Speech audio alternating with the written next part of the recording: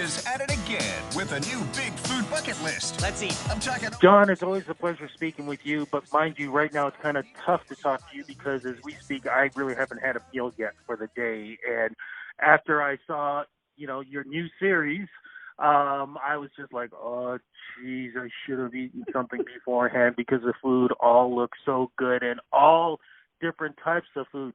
First, before we talk about the show, how are you doing and how are you holding up throughout this COVID-19? Because, wow, it's really taken a lot on a lot of people. Yeah, listen, it was definitely tough on, like, mental health stuff, right? Like, it was to go from on the road for, like, years and then now not to be moving. So I was home with my wife who was working from home, my kids who were off of school.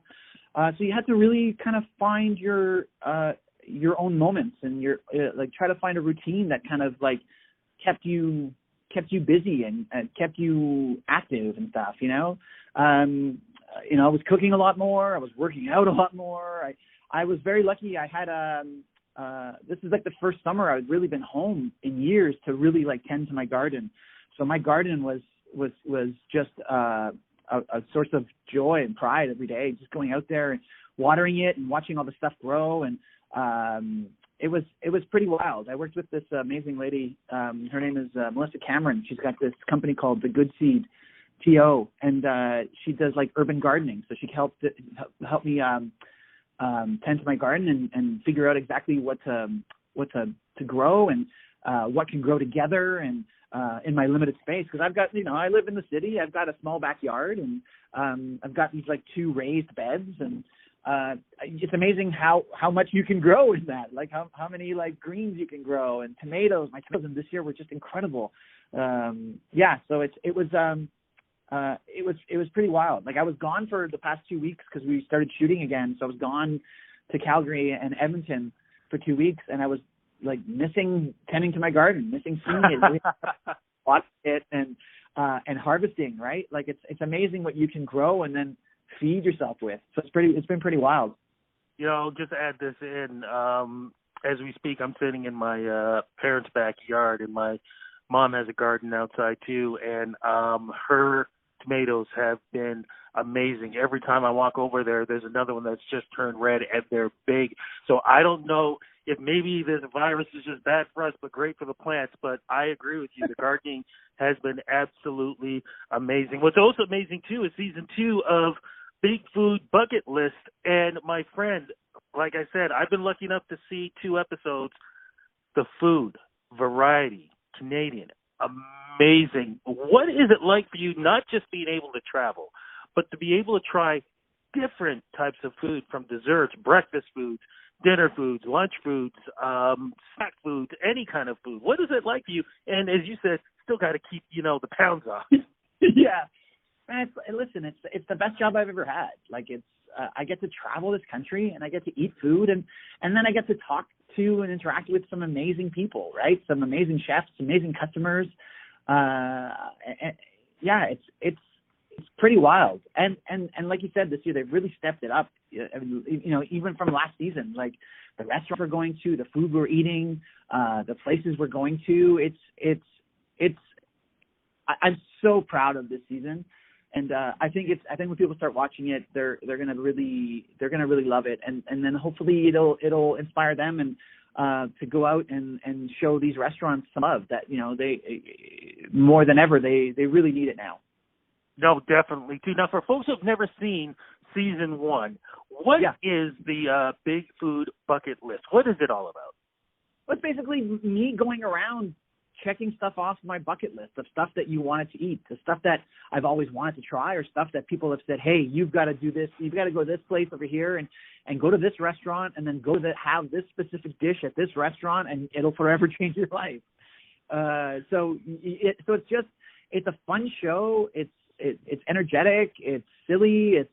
It's not, I don't take myself seriously. I'm having as much fun as humanly possible, and then they tell me to tone it down when I'm having too much fun. And I don't blame you for having too much fun. I mean, like I said, wow. For season 1, what did it do for those businesses being able to be seen on television and being highlighted by your show? I mean, every now and then when we go back into towns, we'd go back like to the restaurants we shot at just because we were like, oh, I remember having pizza at this place, or I remember having this at this place. So we'd go back, and hearing from them, they said it was like really well received. I think because the shows kind of like will repeat forever, so people are like still. Some people have seen the restaurants before. Some new viewers haven't seen or didn't even know those restaurants exist in those towns. So I think it's a pretty great way to showcase, those one-off restaurants, those mom and pop shops, those independent places, those little places. So I think I'm very proud that this show exists and that we can do that and really showcase these restaurants. Okay, well, let's talk about season 2. Where are some of the places? I mean, I said Canada, but you do some of the places in the U.S. also, like Portland. What are some of the places that you're going to, and what are some of the delicious foods that you are so blessed to be able to taste, try, and finish up? Yeah, listen, I can talk about what's going to be on the first couple of episodes. So if people are going to watch it, I'll give them a little taste of what's going to happen. So I'm in Victoria, BC, at a place called Super Baba, which is like this like modern twist to like Middle Eastern restaurants and stuff like that. So like this, I love a good falafel, right? Nice and crispy, nice and delicious tahini on it and stuff like that, and all the crispy vegetables. But they do this falafel sandwich, and they've got all these green herbs. Fresh green herbs mixed into the chickpeas. So when they fry it up, it's nice and crispy on the outside, but when you open it up, it's got this vibrant green color in it from all the fresh herbs that they put inside. And then they make their pitas from scratch. So they're cooking up warm pitas all day. And so when you get a fresh made pita, there's nothing like a fresh pita when you're biting into it. The nice chew that it's got. Crispy falafel, those like crispy veg, those pickled veggies. Super delicious. Oh my goodness. Okay, you gotta give me another one, sir. Okay. When we were on the second episode, we did a place in Toronto called the Beach Hill Smokehouse. And it's like it's for real, this smokehouse, this like barbecue done at its finest. Like it's just so delicious. And when you walk in and you get the hit of that smoke right when you walk into the restaurant, you know it's going to be good. They made this thing called the Big D, which is like a turkey, sausage, and brisket sandwich. And it's massive, right? It's this huge sandwich. And the brisket, I'm sorry, my mouth is watering just thinking about it. The brisket, so much. The brisket was some of the best brisket I've ever had. It is melt in your mouth. It's got a beautiful bark on it. It's got this incredible smoke, and it's got the perfect smoke ring around it. And it's like one of those. It's funny because the pitmaster, the chef, like was bringing out stuff. So you just try this, and he brought out the brisket for us just to try on its own, and it was incredible. Like it's barbecue done so well that you don't like the sauce is a secondary thing. It's just the meat. It's just that barbecue. It's just that smoke. It's that time and effort that they put in. And you could tell how much he loved cooking and how much he loved making barbecue. How do you find these places? How do you guys find these places? Well, we got an amazing research department that's just scouring like the word of mouth and the internet and going to the places and trying out the stuff. And, you know, there's places like sometimes we'll be like, oh, we've been to this place. You should try it out. And so there's a lot of work that happens even before we ever show up to the restaurant, like 2-3 months of research and talking back and forth and, interviewing the chef and making sure they know what they're going to get into, what we need from them. Because I mean, like it's a demanding shoot, but once when you see that final product on the screen, like, you understand why it takes so much time to shoot, because each restaurant is 2 days of shooting. You realize? Hold on. Yeah. You realize nobody feels sorry for you for 2 days of shooting. Oh no! Listen. feel sorry for me. I just want them to know that it's like there's a lot of people that work on the show that are bringing it to you, right? Yeah, you see my smiley face on camera, but there's a lot of people that take pride in the show as well, and are making sure that when we get there, we just have the best time and make the best TV we can. And you guys get the best meals right afterwards too. It's not bad. Yeah, listen, that's not gonna lie. It's a pretty good gig. It's a pretty good gig.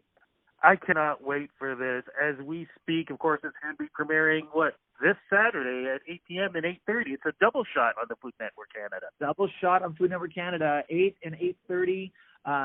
Every Saturday, you get new episodes. You get to see my face and chewing on food. You get to see a lot more plaid. And a lot amazing restaurants, a lot amazing Canadian restaurants and American restaurants. But we're doing so many Canadian restaurants, and we're showing love to all these little places.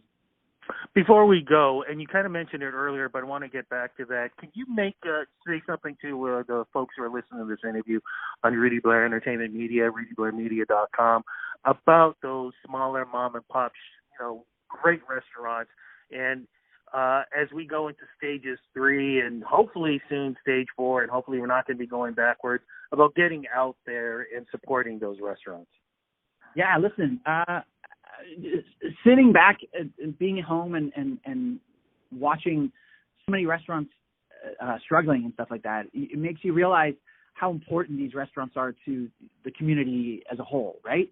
They kind of like cement neighborhoods, right? These restaurants where people come into these restaurants and that foot traffic is what like feeds the other shops and stores in this place.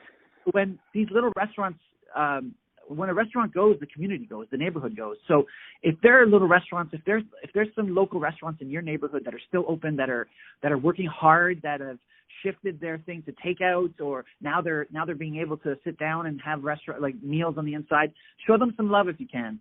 I know everybody it's a tough time for everybody, but if you can go out and show them love, please do. Go in, have a meal, do some takeout, get some gift cards, hand them to your friends.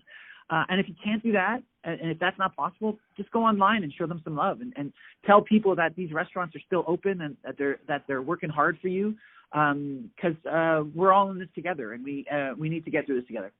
Amen to that. Social media is the place to go. Where do we go to follow you, the show, and everything else?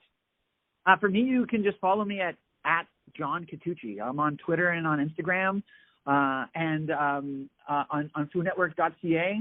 And then, so on foodnetwork.ca on Twitter and on Instagram, and on Food Network Canada on Facebook.